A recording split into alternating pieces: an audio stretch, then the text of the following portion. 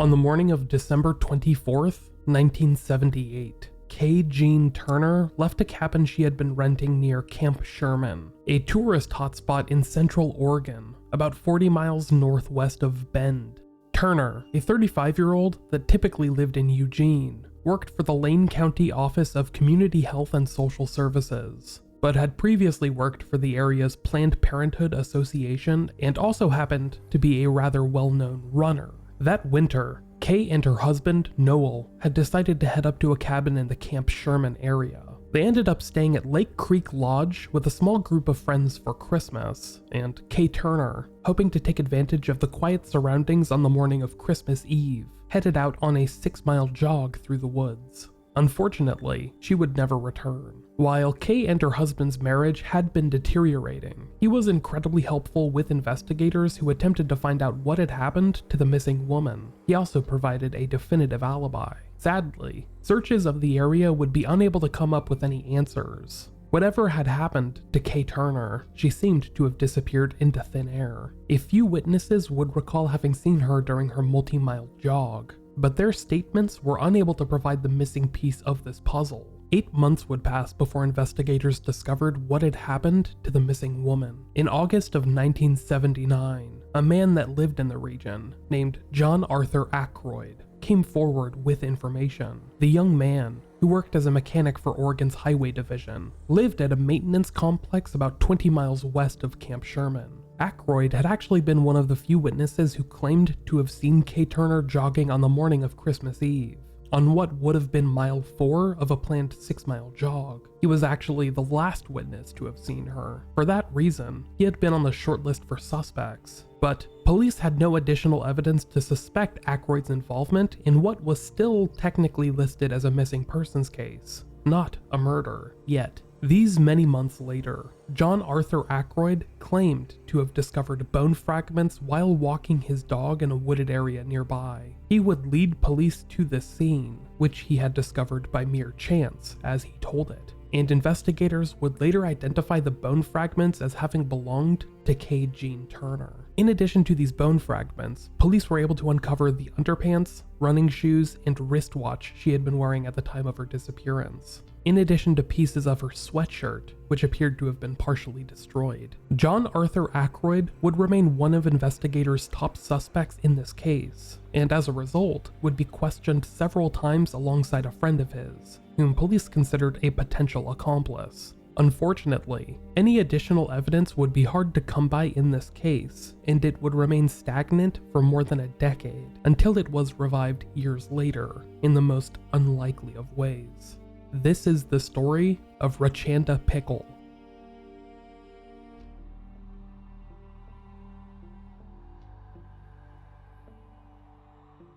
Born on March 15th, 1977, Rachanda Leah Pickle, commonly called Chandy by her loved ones, was the second child born to her parents, Stephen and Linda, who split up and divorced when the children were quite young. Rachanda had one older brother named Byron, who was a little more than a year older than her, and the two would grow up with their mother, Linda, but would remain close to their father, whom they visited regularly. When Rachanda was about 7 years old, her mother would remarry. Her mother's new husband, John, lived in Santiam Junction, at a state highway division maintenance complex at the junction of highways 20 and 22, close to Santiam Pass, an approximately 5,000-foot mountain pass in the southern reaches of the Cascade Mountains. This is about 150 miles southeast of Portland and about 80 miles northeast of Eugene. There, Rachanda would live alongside her mother, brother, and stepfather in a trailer at the junction, surrounded by dozens of miles of vast wilderness,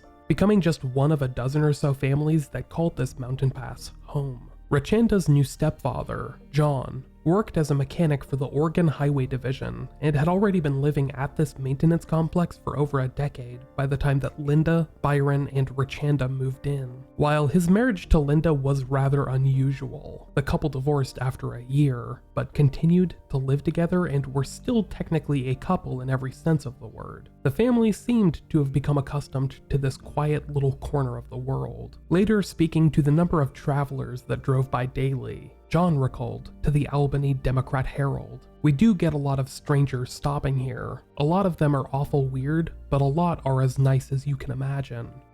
While the family's home was surrounded by dense wilderness, Rachanda quickly picked up on the area around them. However, as recounted by family members later on, she never ventured too far out into the woods unless she had her big brother Byron with her. Because of the circumstances of their youth, the two children would be incredibly close to one another, and Rachanda was also incredibly close with her mother, Linda. Her aunt, Joanne Surtee, would later recall to the Albany Democrat-Herald, "You could almost set your clock by her. Within 30 minutes of her mom getting home from work, she'd be right there, hanging on her mom's shirt tail." During the summer of 1990, when Rachanda was 13 years old, she and her brother Byron had gone to spend a couple of weeks with their father, Steve, in Medford. They would end up attending a family reunion along the coast, but in the middle of July, Rachanda started to feel a bit homesick. She would end up making the decision to be driven back to her mother's home in Santiam Junction, while her older brother, Byron, decided to stay behind with his father. To this day, this remains one of the few decisions in Byron's life that he wishes he could change, but at the time, he was just 14 years old and could not have foreseen what was going to happen just days later.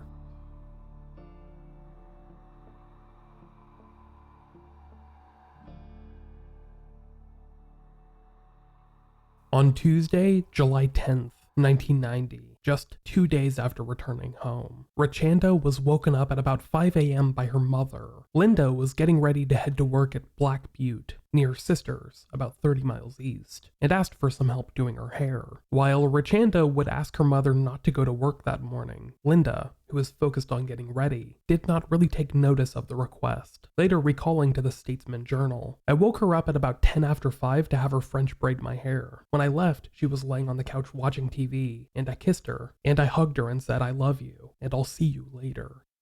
Linda would last see Rachanda when she left for work just after 6 a.m. While Rachanda was home alone during this period, someone else would claim to see her a few hours after this. John, Rachanda's stepfather, came home during a break from work at around 9:30 a.m. An employee of Oregon's Highway Division, John had been away at a job that morning in Bend, but had decided to come home during a break. He recalled that Rachanda was on the living room couch in her pajamas, watching cartoons at the time. He asked her if she wanted to go for a drive with him to go and take some pictures of deer in the nearby woods, but that she said no, claiming to have some chores to do around the house that day. However, she agreed to go with him later to pick up Linda from work. John then reportedly left the home by himself and would not return until approximately 12:30 p.m., roughly 3 hours later. He told police that when he did return, the front door was partially open, and a pellet gun that he owned was propped up against a camper with a box of pellets nearby. This was unusual and definitely out of the ordinary, but it wasn't enough for John to take notice at the time, it seems. John would later pick up Linda from work, and when the two of them returned home, they discovered that Rachanda was not there waiting for them. None of the chores that she had been assigned that day had been accomplished, but none of her clothing or belongings seemed to be missing, indicating that Rachanda had not planned to leave.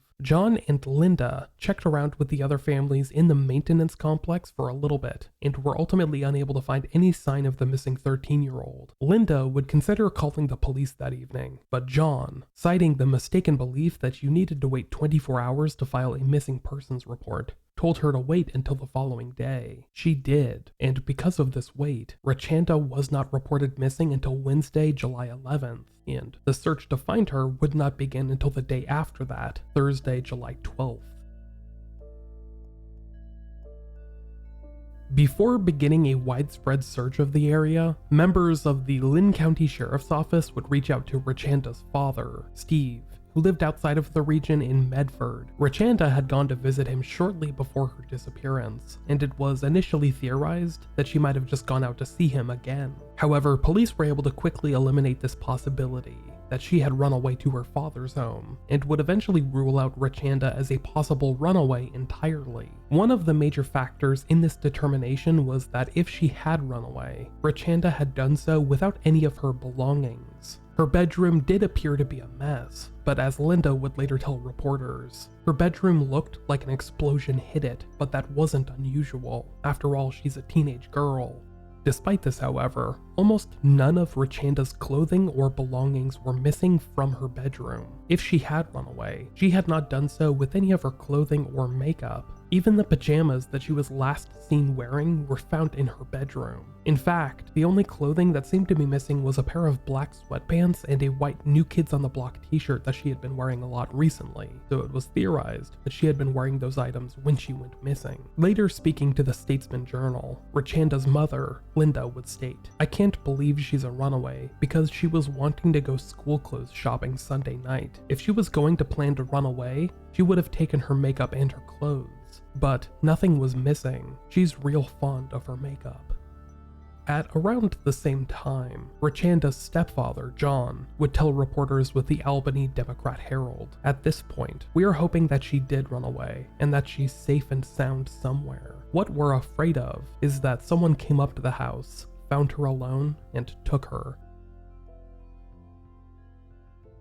The next several days would see extensive searches in the area around the maintenance complex, where Rachanda lived with her mother, brother, and stepfather. However, the search would be confined to this specific area for the first several days, with the search not extending far beyond the immediate vicinity. This search effort would be organized and overseen by the Lynn County Sheriff's Office, who were augmented by members of neighboring counties over the next several weeks. Uniformed deputies, mounted posses, and members of the Explorer Post, a local search and rescue group, would search the ground level of the neighboring woods, while a Lynn County helicopter searched above them. Lieutenant Daryl James would later tell reporters with the Albany Democrat-Herald, "You think you're going to find some clothing, a shoe. We saw no human movement at all, no tracks, no nothing."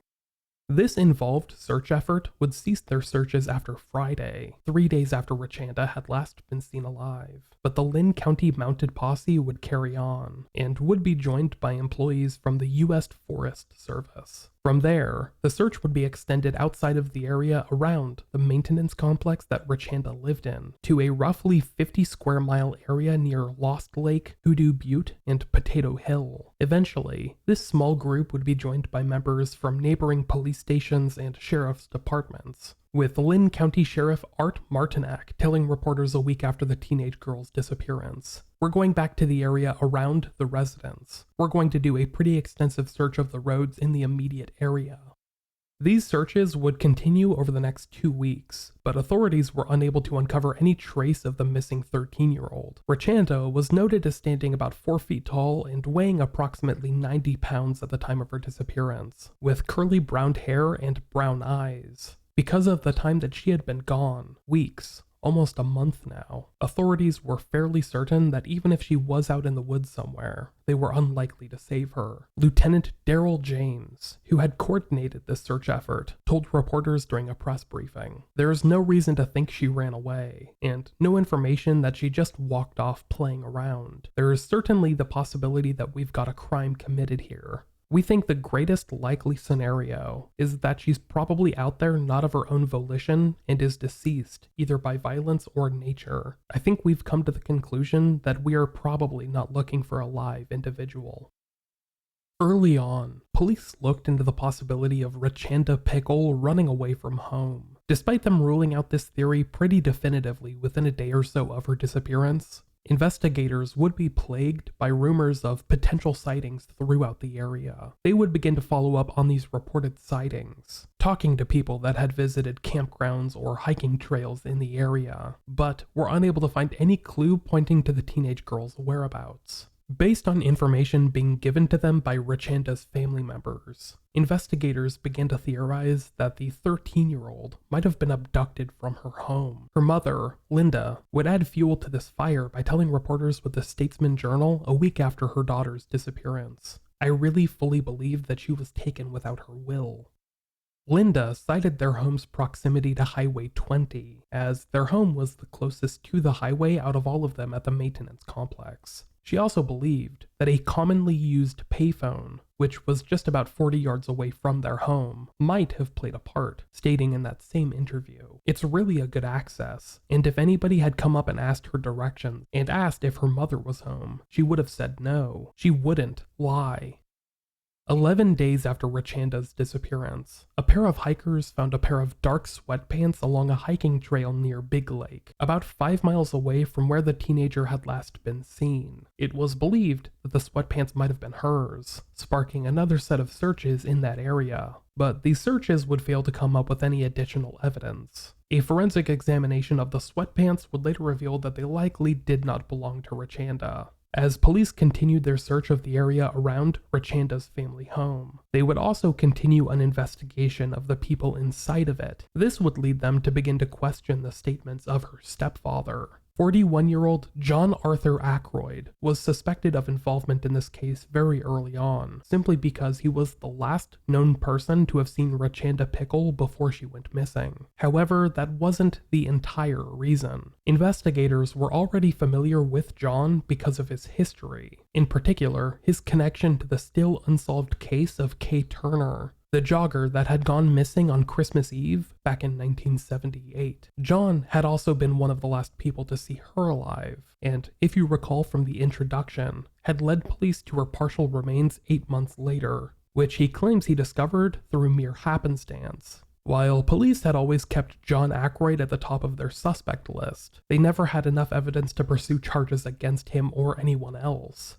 And now here he was, more than a decade later, having been the last known person to see his own stepdaughter alive. What were the odds of that? John Arthur Ackroyd was questioned extensively in the days and weeks after Rachanda's disappearance, and would be asked to perform a polygraph test by authorities early on. They would also spend hours going through the Ackroyd home, taking photographs and looking for any evidence that pointed to a struggle having taken place inside. Investigators had learned that while John had gone to work on the day of Rachanda's disappearance, driving out to Bend, he had only been there for about an hour before deciding to take the rest of the day off. We can surmise that this is when he returned home and encountered Rachanda at around 9:30 a.m. When questioned about why he had taken the day off, he explained it away, claiming that he wanted to check in at home and see if some car parts he needed had arrived, having been delivered to the home. The more that investigators spoke with John Ackroyd, the more troubled they became. While John had been married to and/or living with Rachanda's mother for approximately 6 years,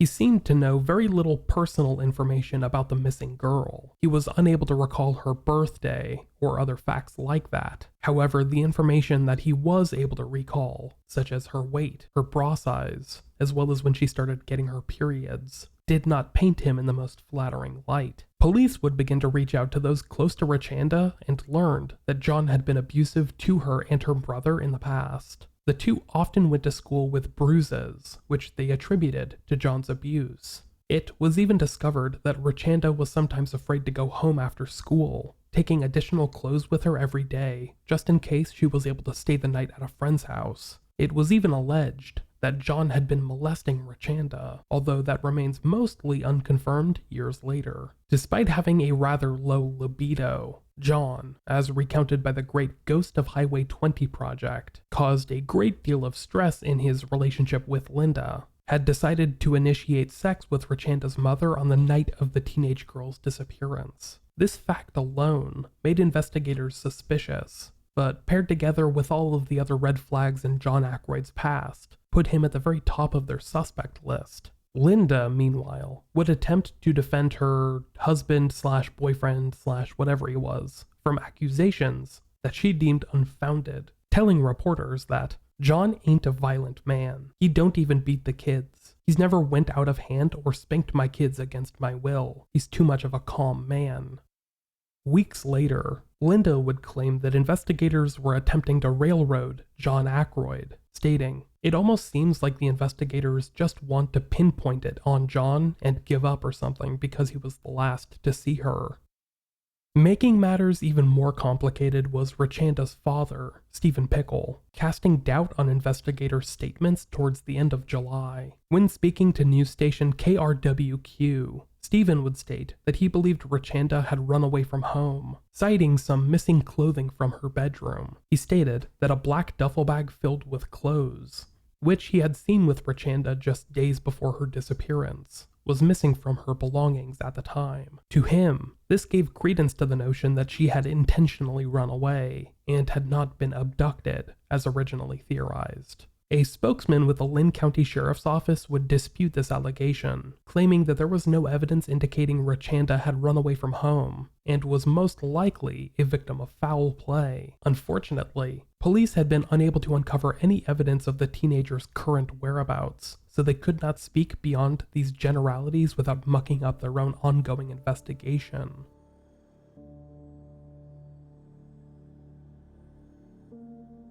Officials with the Lynn County Sheriff's Office would continue to routinely check in on the case over the next several months, typically whenever they received reports of sightings of Rachanda. These sporadic sightings extended not only through Oregon, but throughout a large chunk of the country, in particular along the West Coast, ranging as far south as California and as far north as Vancouver. Searches would also be conducted in the area on occasion, but were primarily limited to recertification time that local officials needed to continue operating as part of the state's search and rescue apparatus. As had been the case beforehand, nothing of any significance was found during these routine searches. The sheriff's office would eventually reach out to the FBI the following January in 1991, asking for the Criminal Investigative Analysis Team from Portland to help.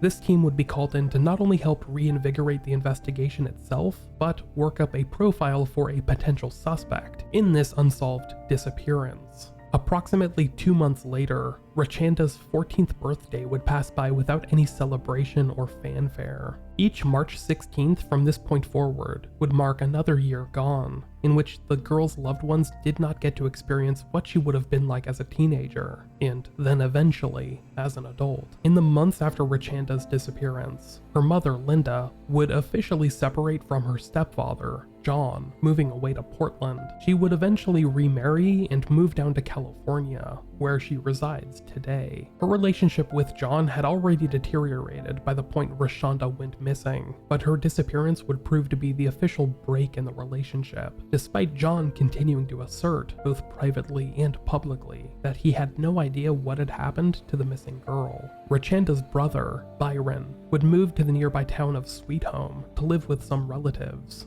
while her father, Steve, would eventually move away to Alaska to rid himself of the area. Despite the disappearance of Rachanda Pickle causing massive changes in the lives of those that had known her, her case would remain unshakable over the next several years. Detectives refused to name this a cold case, continuing to work on it regularly, but would have very little to show for it after several months. Detective Jim Salisbury, who oversaw the case during these early years, later said that he believed he knew what happened to the missing girl, but he just did not have the evidence to prove it. Speaking to the Albany Democrat-Herald in a few words, he stated, "I think she's dead."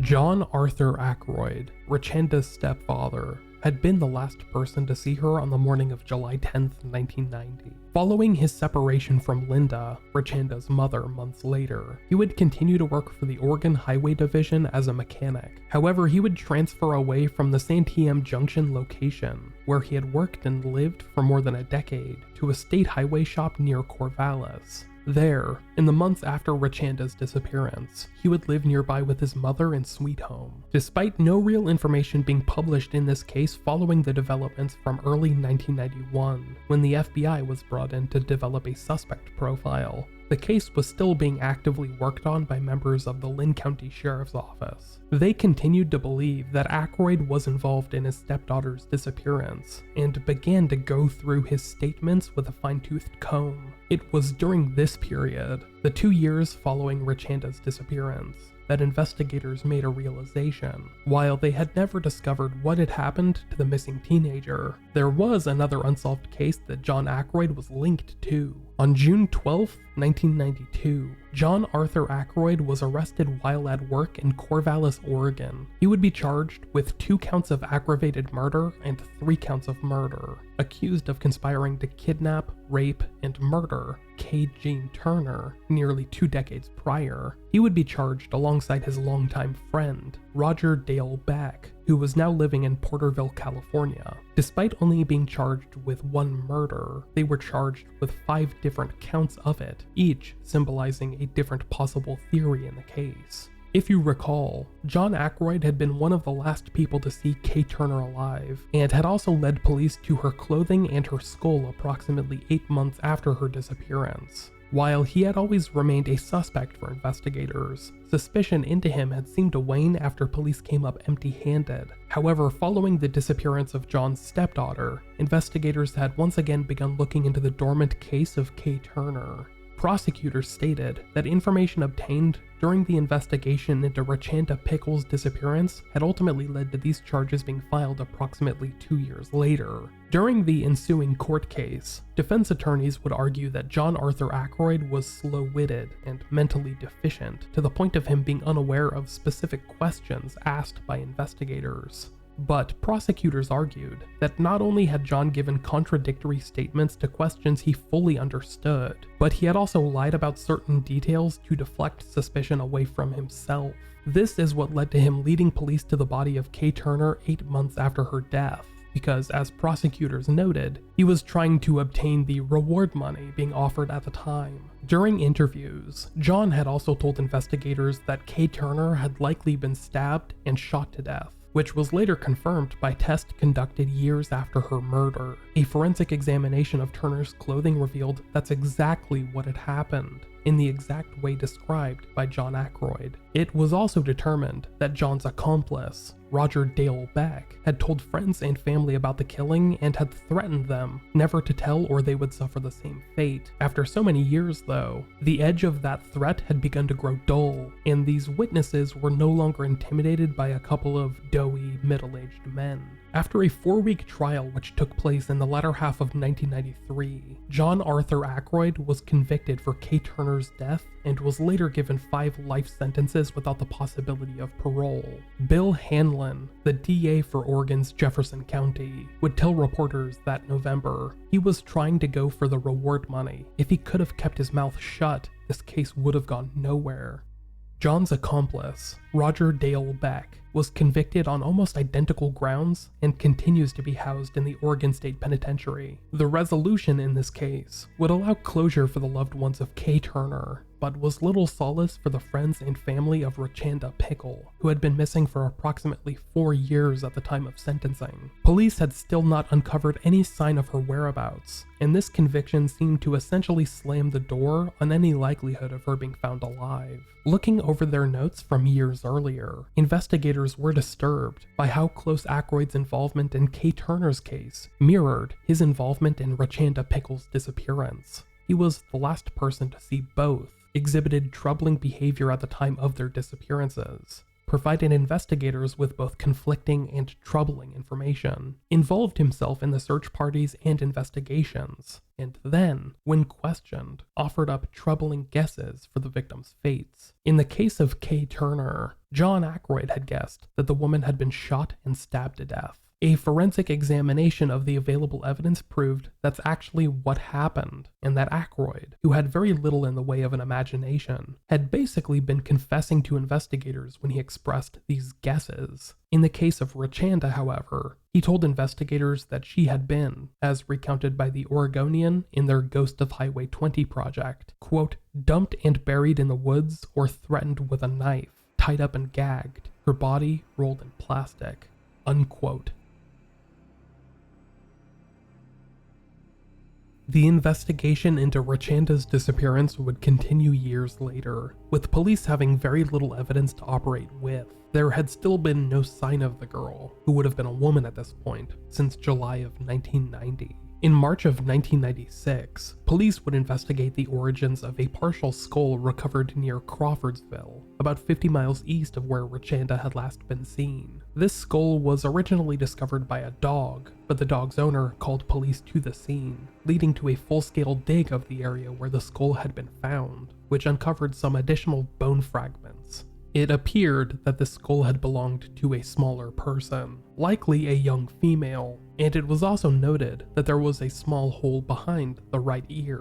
This skull would be sent off for analysis in May of 1996, but months would pass before it was announced that scientists from Pennsylvania State University had been unable to extract DNA from the partial pieces of bone. These bones very well could have been Rachanda's, but they also could have belonged to any other young woman that had been killed in the area. They also might have belonged to an indigenous person that lived in the area centuries beforehand. At the time, there was unfortunately no way to tell. Over the next few years, investigators would continue to receive reports of potential sightings in the area, including a rather high-profile sighting from August of 1999. That month, a tipster claimed that Rachanda was still alive and residing in eastern Lynn County. Police investigating this rumor discovered that the young woman identified by the tipster was actually a relative of Rachanda's, but was not her. This sighting would help kick up some interest in the case nearly a decade later, but that excitement was relatively short-lived.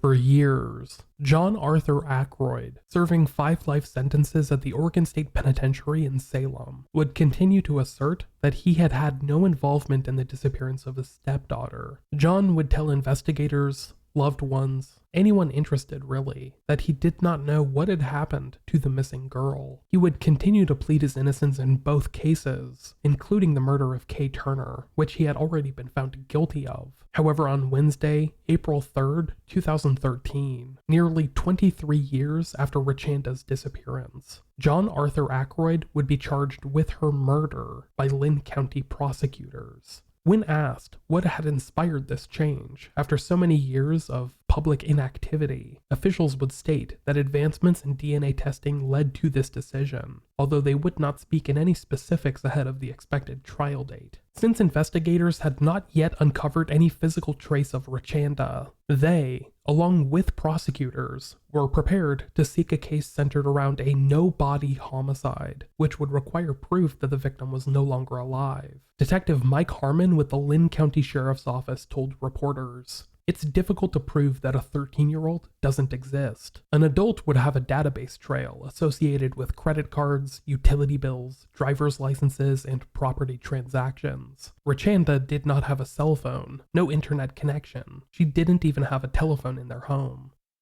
Over the next several months, court hearings would be scheduled to get the ball rolling on the trial itself. John Aykroyd would not appear physically during any of these hearings, due to some health-related issues that kept him confined to the state penitentiary in Salem. However, these hearings came to an abrupt end after October 4th, 2013, which is shortly after Aykroyd had asked, through his attorneys, for an expedited trial date because of some lingering health concerns. 3 years would pass, in which this case seemed to just fade from the headlines. While the case would remain registered as open and/or unsolved in the Oregon State database, there was no movement to proceed with Aykroyd's trial for the murder of Rachanda Pickle. Then, in the waning days of December 2016, it was announced that 67-year-old John Arthur Ackroyd, who had long been suffering from numerous health issues, had passed away from heart disease inside of his prison cell. This seemed to leave the case in an unusual spot moving forward, since the victim's body had never been found, and now the only suspect had died without the case going to trial. At the time, journalists with the Oregonian and Oregon Live were investigating this story for their amazing Ghost of Highway 20 project, which I honestly cannot recommend enough. It's an amazing piece of journalism that you all should check out. During their digging into this case, they would uncover a plea deal agreed upon by both prosecutors and John Ackroyd, which had been agreed upon back in 2013, after charges had been filed in Rachanda's murder. For some reason, however, the agreement had been kept confidential for over 3 years, until after Aykroyd's death. In signing onto this plea deal, John Arthur Ackroyd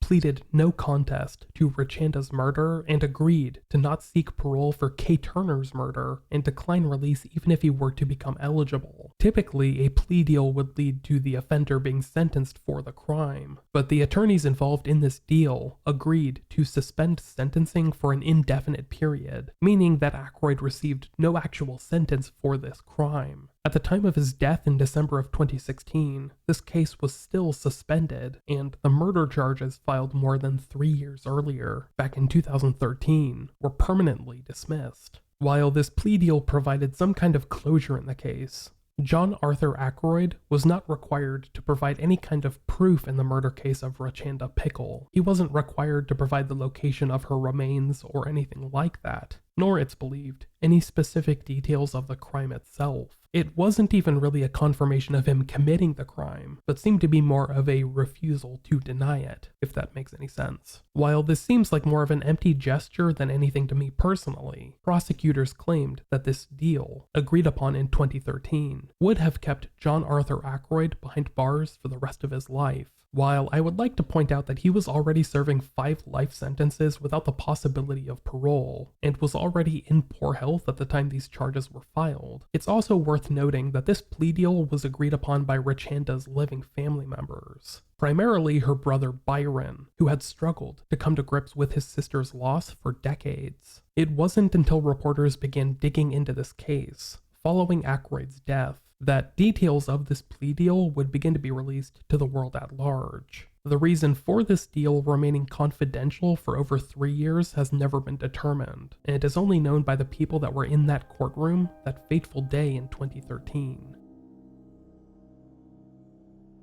Sadly, this is where the story just kind of ends. The whereabouts of Rachanda Pickle have never been determined, and none of her friends, family members, or acquaintances have seen her since July 10th, 1990. For more than 3 decades, these loved ones have only been able to guess where Rachanda is, or if she's dead, what her final minutes must have been like. However, most are reasonably certain that the man who caused her disappearance, her stepfather, John Arthur Ackroyd, was thankfully taken off the streets a short time after her disappearance. He was arrested a little less than 2 years later for his involvement in the murder of Kay Turner, and spent the rest of his shitty, miserable life behind bars. Despite that, however, reporters with Oregon Live and the Oregonian have uncovered information that points to a long reign of terror for this one man, which extended far beyond his 2 known crimes. As part of their Ghost of Highway 20 project, these journalists have uncovered evidence linking John Arthur Ackroyd to several other crimes. This includes the 1977 rape of Marlene Gabrielson,